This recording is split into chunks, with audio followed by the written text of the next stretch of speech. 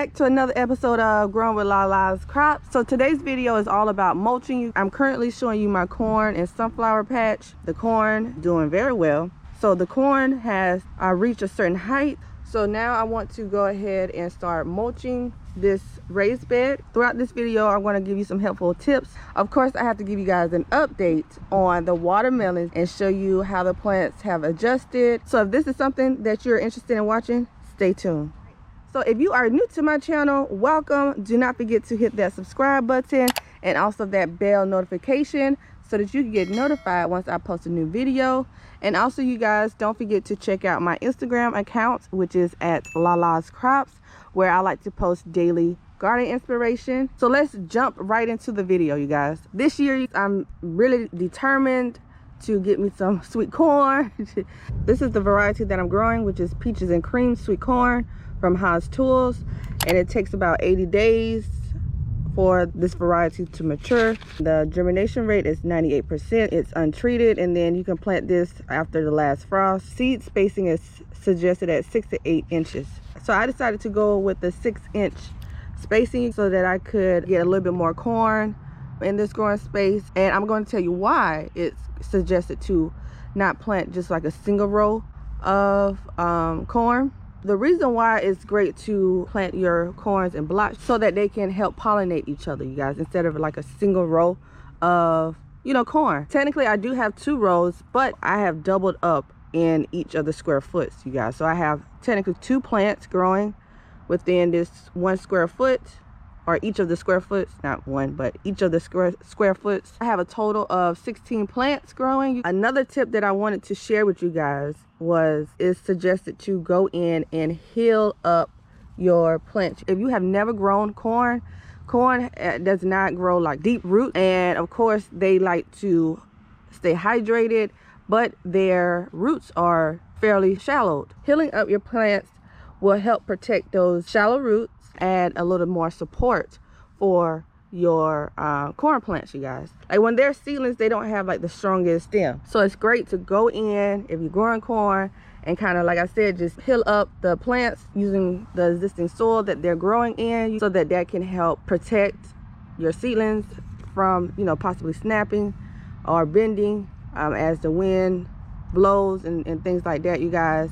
And of course, so that it can help protect those shallow roots that they are trying to develop. Once your temperature has warmed up, you can go in with some mulch, which is going to help retain the moisture, you guys, because corn plants really have that moisture to develop into some healthy plants, and so that they also won't get stressed out. Last year, I attempted to grow corn twice. The first time, the plants grew very well, very strong, and I'll link a video for that where I was actually doing a table talk with my girlfriends, and I was showing them like the corn plant and how healthy it was looking. But the tassels developed before the silks did, you guys. So, well, the tassels developed before the silks did, and they dried out before the silks couldn't even get pollinated. I think I grew the Silver Queen. I was a little bummed about that because I was really hoping to get corn. So I decided to try again, and it was like a little bit, I found out that I can do it a little bit before our fall, like during fall corn. So I was like, oh, okay. Well, let me try to do some fall corn. So I attempted to do that, but the plants tasseled too soon. So I have had 2 failed attempts at growing corn. So this year, you guys, I tried to make sure that I came in here, provided good nutrients for the soil, because I directly sowed these seeds in the raised bed. I want to make sure that these corns had great nutrients. Now I'm going to go ahead and open up this big 2.5 cubic feet straw, and I am going to place it around my corn and sunflower plants, you guys, and then I will move on to my watermelons. All right, you guys, so I just decided to do like a small opening just in case I don't use all of this. I just want to show you what the straw looks like. This is my first time using straw. Last year I used mulch, but I just didn't like how thick that was. So I'm going to try straw out this year, you guys. All right, you guys, so I'm just taking a couple handfuls, even though I just wanted to spread the whole thing out, but I don't know how that's going to go. But and then I'm just spreading it around the corn plants, but I do want to leave some space around the corn around the base of the corn so that I can, you know, go in and fertilize if needed. I'm going to also hit the sunflowers also around my marigolds. So yeah, you guys, you want to make sure you apply a nice layer so you can help retain that moisture as, you know, the corn plants grow. Some back there. Woo, the flies all over the place. Let's see here. Let's get this in here.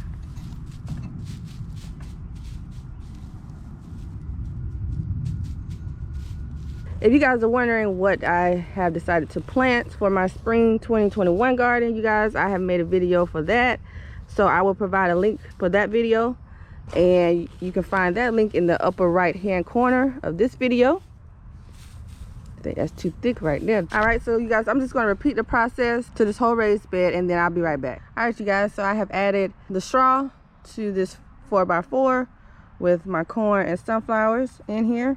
But now I need to go in and, you know, just pull back some of the straw around the plants. Excuse my hands. If you see this dust is from the straw, you guys, so I'm trying to wipe it off.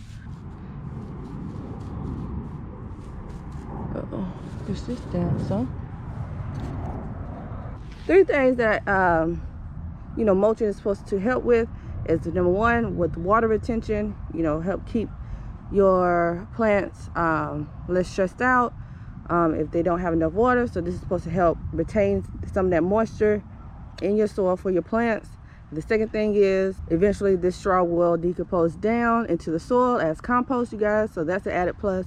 And third thing, it's going to help suppress the weeds, help keep these weeds out of here so that your plants can continue to grow into some healthy plants, you guys.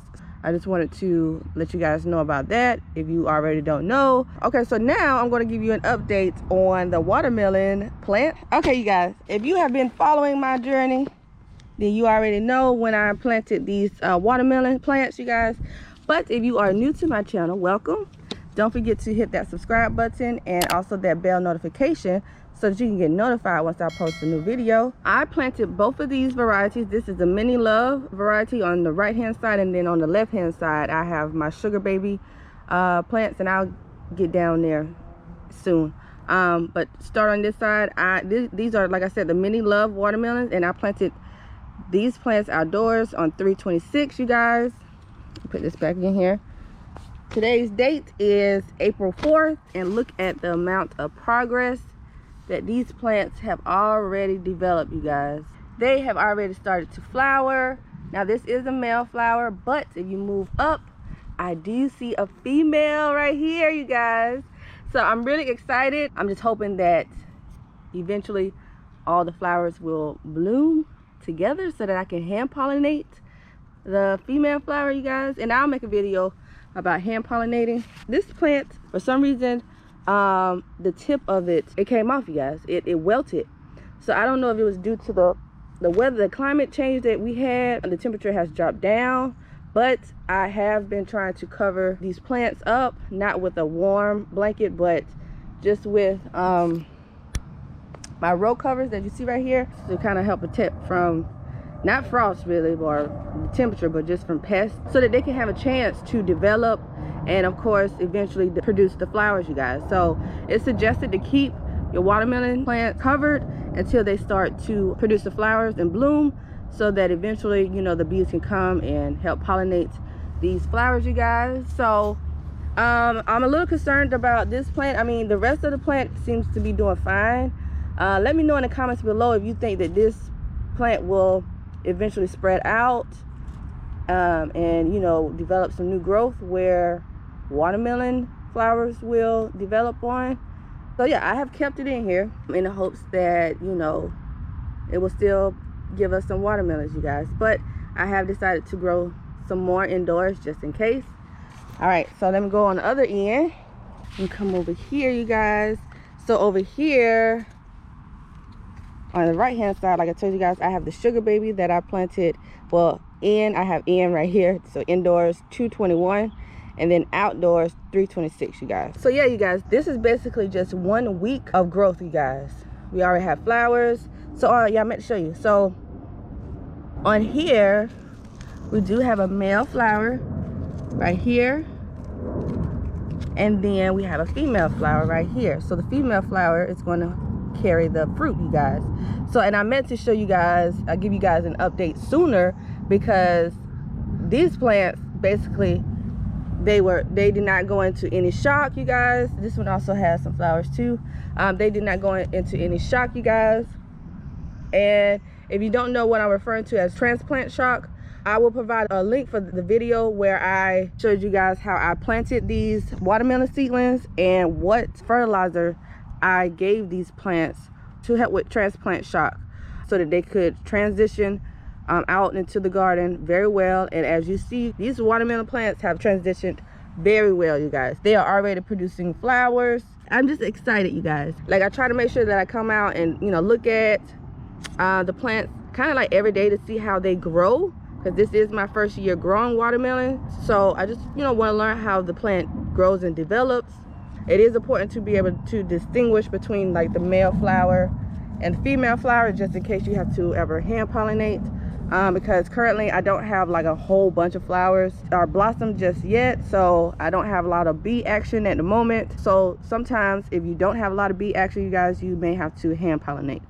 So, and that's a whole nother video that I'll do eventually. But yeah, you guys, I just wanted to give you an update on my watermelon seedlings, you guys. Oh, let me show you the tomato too, because I did transplant the tomato in that video also. And then I'll go in and mulch my watermelon seedlings, you guys. This is the tomato that I transferred. I decided to add a stake in here. I don't really want it to grow up on the stake. I want it to grow up on this cage that I have provided for it.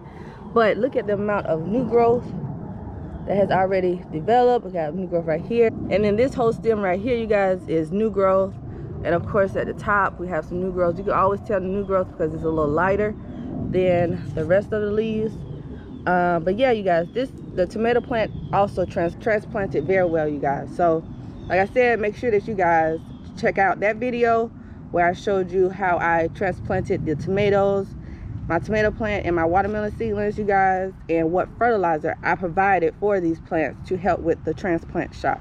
All right, you guys, so now I'm going to come in here and add some straw to these plants so they can help, because watermelon, you guys know that, you know, watermelon, you want some juicy watermelon, so you want to help retain that moisture, that water that we provide for these plants.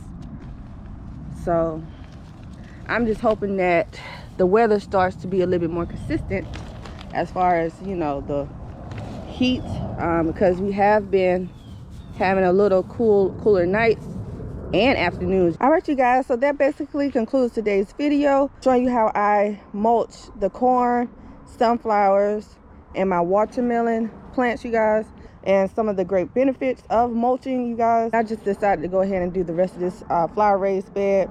But I hope you guys enjoyed today's video. If you're new to my channel, welcome. Do not forget to hit that subscribe button and also that bell notification. And if you are a returning subscriber, welcome back, you guys. Thank you for all your support. It is greatly appreciated. And I will see you guys in my next video. As always, you guys, happy gardening. Peace.